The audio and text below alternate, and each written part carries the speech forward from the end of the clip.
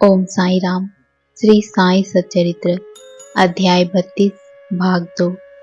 भाग 2 के प्रमुख विषय हैं उपवास अमान्य तथा बाबा के सरकार। उपवास और श्रीमती गोखले। बाबा ने स्वयं कभी उपवास नहीं किया, न ही उन्होंने दूसरों को करने दिया। उपवास करने वालों का मन कभी शांत नहीं रहता, तब उन्हें परमार्थ की प्राप्ति कैसे संभव है। प्रथम आत्मा की तृप्ति होना आवश्यक है। भूखे रहकर ईश्वर की प्राप्ति नहीं हो सकती। यदि शरीर में कुछ अन्न की ऊर्जा न हो तो हम कौन सी आंख से ईश्वर को देखेंगे, किस जिह्वा से उनकी महानता का वर्णन करेंगे और किन कानों से उनका श्रवण करेंगे। सारांश यह है कि जब समस्त इंद्रियों को यथेष्ट खुराक व शांति मिलती है तथा जब वे बलिष्ठ रहती हैं, तभी हम भक्ति और ईश्वर प्राप्ति की अन्य साधनाएं कर सकते हैं। इसलिए न तो हमें उपवास करना चाहिए और न ही अधिक भोजन। भोजन में संयम रखना शरीर और मन दोनों के लिए उत्तम है। श्रीमती काशीबाई कानिटकर से परिचय पत्र लेकर श्रीमती गोखले दादा केलकर के पास शिरडी आई।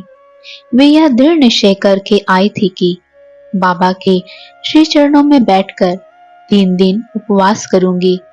उनके शिरडी पहुंचने के एक दिन पूर्व ही बाबा ने दादा केलकर से कहा कि मैं सिमगा अर्थात होली के दिनों में अपने बच्चों को भूखा नहीं देख सकता हूँ। यदि उन्हें भूखे रहना पड़ा तो मेरे यहाँ होने का क्या लाभ है। दूसरे दिन जब वह महिला दादा केलकर के साथ मस्जिद में जाकर बाबा के चरण कमलों के समीप बैठी तो तुरंत बाबा ने कहा, उपवास की आवश्यकता ही क्या है। दादा, भट्ट के घर जाकर पूरन पोले तैयार करो, अपने बच्चों को खिलाओ और स्वयं खाओ। वे होली के दिन थे और इस समय श्रीमती केलकर मासिक धर्म से थी। दादा भट्ट के घर में रसोई बनाने के लिए कोई न था और इसलिए बाबा की युक्ति बड़ी सामयिक सिद्ध हुई। श्रीमती गोखले ने दादा भट्ट के घर जाकर भोजन तैयार किया और दूसरों को भोजन कराकर स्वयं भी खाया। कितनी सुंदर कथा है और कितनी सुंदर उसकी शिक्षा है। बाबा के सरकार। बाबा ने अपने बचपन की एक कहानी का इस प्रकार वर्णन किया। जब मैं छोटा था तब जीविका उपार्जनार्थ मैं बीड़ गांव आया। वहां मुझे जरी का काम मिल गया और मैं पूर्ण लगन व उम्मीद से अपना काम करने लगा। मेरा काम देखकर सेठ बहुत ही प्रसन्न हुआ। मेरे साथ 3 लड़के और भी काम करते थे। पहले का काम 50 रुपए का, दूसरे का 100 रुपए का और तीसरे का 150 रुपए का हुआ। मेरा काम उन तीनों से दुगना हो गया। मेरी निपुणता देखकर सेठ बहुत ही प्रसन्न हुआ। वह मुझे अधिक चाहता था और मेरी प्रशंसा भी करता था। उसने मुझे एक पूरी पोशाक प्रदान की, जिसमें सिर के लिए एक पगड़ी और शरीर के लिए एक शेला भी था। मेरे पास वह पोशाक वैसे ही रखी रही। मैंने सोचा कि जो कुछ मनुष्य निर्मित है वह नाशवान और अपूर्ण है, परंतु जो कुछ मेरी सरकार द्वारा प्राप्त होगा वही अंत तक रहेगा। किसी भी मनुष्य के उपहार की उससे समानता संभव नहीं है। मेरे सरकार कहते हैं, ले जाओ। लोग मेरे पास आकर कहते हैं, मुझे दो, मुझे दो, परंतु जो कुछ मैं कहता हूँ उसके अर्थ पर कोई ध्यान देने का प्रयत्न नहीं करता। मेरी सरकार का खजाना अर्थात आध्यात्मिक भंडार भरपूर है और वह बह रहा है। मैं तो कहता हूँ कि खोदकर गाड़ी में भरकर ले जाओ। जो सच्ची माँ का लाल होगा उसे स्वयं ही भरना चाहिए। मेरे फकीर की कला, मेरे भगवान की लीला और मेरी सरकार का बर्ताव सर्वथा अद्वितीय है। मेरा क्या, यह शरीर भी मिट्टी में मिलकर सारे भूमंडल में व्याप्त हो जाएगा। तथा फिर यह अवसर कभी प्राप्त न होगा। मैं चाहे कहीं जाता हूँ या कहीं बैठता हूँ, परंतु माया फिर भी मुझे कष्ट पहुंचाती है। इतना होने पर भी मैं अपने भक्तों के कल्याणार्थ सदैव उत्सुक ही रहता हूँ। जो कुछ भी कोई करता है, एक दिन उसका फल उसको अवश्य प्राप्त होगा, और जो मेरे इन वचनों को याद रखेगा उसे मौलिक आनंद की प्राप्ति होगी।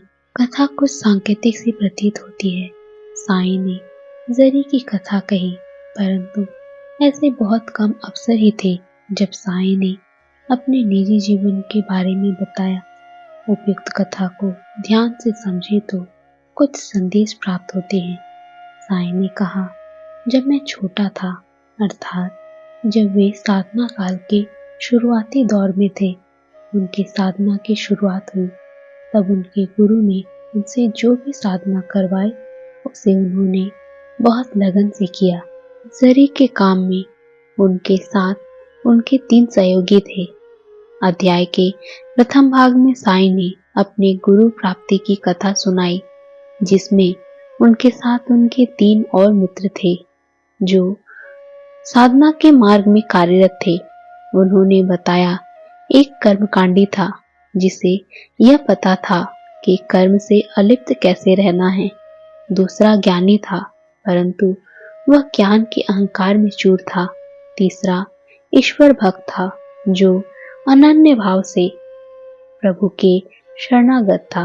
अतः सबके अपने अपने कर्मों तथा भाव के अनुसार ही उनकी साधना का मूल्य किया गुरु ने, जो कि क्रमशः 50, 100, 150 थे। परंतु साईं के स्वभाव में करुणा, प्रेम तथा उदारता थी, इसलिए उनके सरकार अर्थात गुरु का उनके प्रति विशेष प्रेम था, और इस स्वभाव की वजह से ही उनका मूल्य अधिक था। साधना में शक्ति प्राप्त करना सहज है, परंतु इतने शक्तियों के साथ उदार बने रहना कठिन कार्य है। जिन साधकों में शक्तियों के साथ उदारता बनी रहती है, वे बहुमूल्य बन जाते हैं।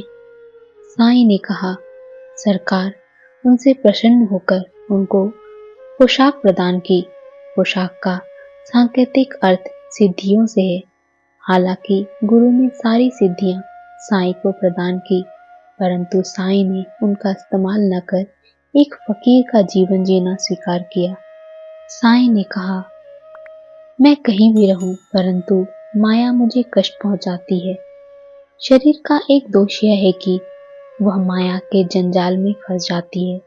यह माया केवल साधारण मनुष्यों को ही नहीं, अपितु संतों को भी नहीं छोड़ती। काम, क्रोध, मद, मोह, लोभ आदि माया के ही प्रभाव हैं। इनसे बच पाना अत्यंत कठिन है। माया के जाल से बचे रहने के लिए ही साईं ने फकीरों का जीवन स्वीकार किया। ओम साईं राम।